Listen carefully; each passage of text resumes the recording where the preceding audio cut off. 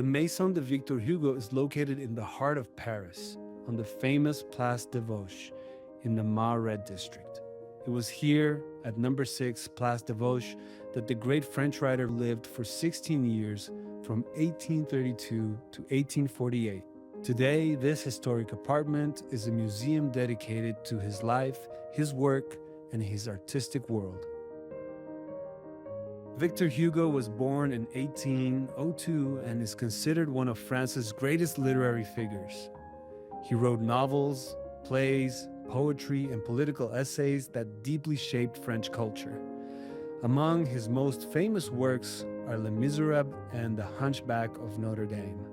Beyond literature, Hugo was also a committed political voice who fought for social justice, education for all, and the abolition of the death penalty. Hugo moved into this apartment with his wife Adele and their children in 1832, when he was already a well-known writer. The apartment was part of the 17th century Hôtel de Rohan-Guéménée, one of the grand residences surrounding Place de Vosges.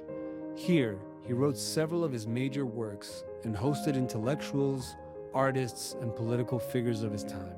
After the Revolution of 1848, Hugo went into exile, and the apartment changed hands several times. In 1902, a century after his birth, the city of Paris transformed it into a museum, thanks to a donation from Hugo's friend, Paul Maurice.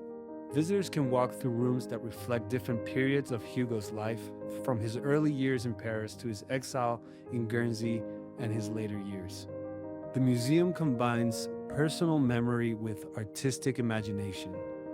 You can visit his Chinese-style drawing room filled with ornate furniture, his dining room, and his bedroom, where his desk, portraits, and letters are displayed.